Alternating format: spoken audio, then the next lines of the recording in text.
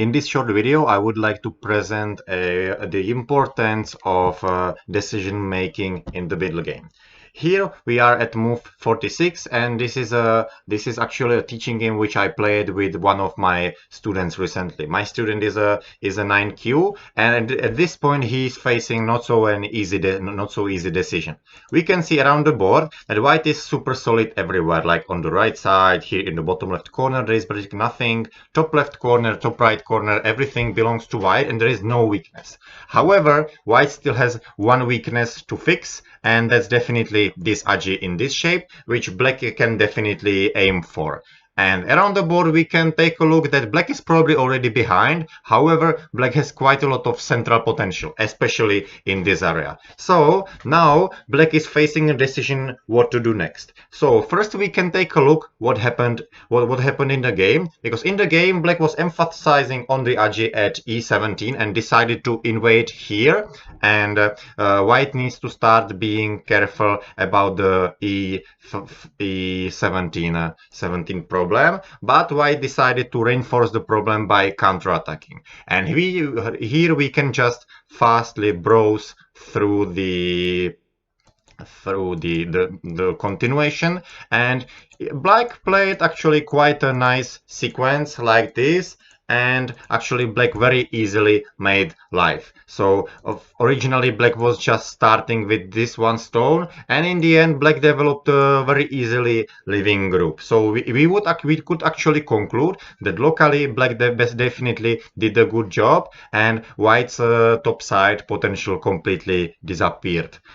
However, this is not the only aspect we should take into account when judging such kind of position, because we should also think about what happened with the surroundings, because it seemed like that white didn't get much compensation, or at least not any clearly visible compensation. However, we can conclude what did white get on the outside. So white got these two jumps, and white also managed to get this move, and of course some local moves inside, but these are the most important ones. So what did white get thanks to f14 and f12? So first of all, white prevented black from growing from the left side, and like this black probably cannot develop the potential anymore. Moreover, there is quite a lot of agis like this peep or this jump, and black cannot develop the territory anymore, and probably need to even spend a move there later. Also, last of all, there is also this e9 agi, which white can definitely cut the kema there. So this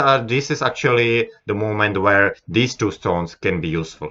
On the other side, white goes to two very solid stones at L15 and K14, and these two stones will be possible to use to reduce the right side and the central part. That was the biggest potential for black, where black could aim for making territory. So here we can see black destroyed something like 30 points of potential at the top, but it seems like black will be hurt even more, because it's definitely hard to stop this kind of move which happened immediately. It's probably very unlikely black will try to cut, so probably black needs to start defending like this. But since white has also some end games from the outside as S17 and S9, black's territory on the right side will be very small. And if we take a look how the position started at this point, we can see that the right side black used to have something like 30 points there already, and also the central potential can be still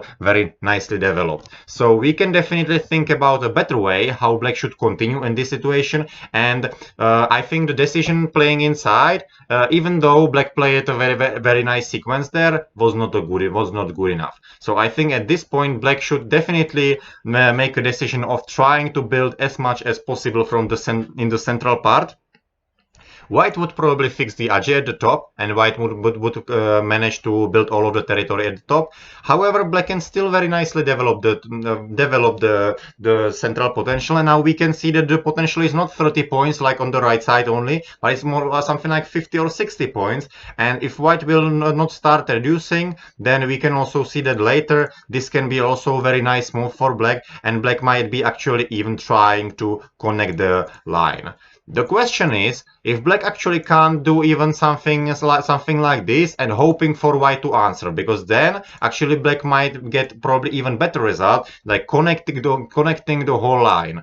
But the problem is that at this point white would probably jump in this central direction, and black probably still cannot exploit e17 agi. So if black continues like this, white can probably come back to answer and defend. So like this, white would also lose most of the top side, but definitely white can continue reducing the right side. So this is better than what happened in the game for black, but it's definitely not as good as here, because like this, black is basically creating a MI of being able to finally invade to the side, or trying to close the central line somehow, or play the super urgent Keima at k8. So this is definitely the best decision which black can do in this game. I would definitely recommend this to pay attention on this decision making. We should always think about if there is an agi to exploit or invasion possible to make. We always need to think about not only the amount of points we reduced or damaged or destroyed, but we also need to think about what if the opponent's compensation is even better than what we got on the side? And then I think what exactly happened in our game here, even though black played this perfect sequence at the top, overall the result was simply negative, because white got a lot of opportunities how to use the moves which white got from the attacking. So this kind of decision making is not easy, but this is actually a very important part what middle game is about, and that's also why middle game is the most difficult part. So I would definitely pay attention on this, and it requires a lot of practice. So thank you for watching this short review.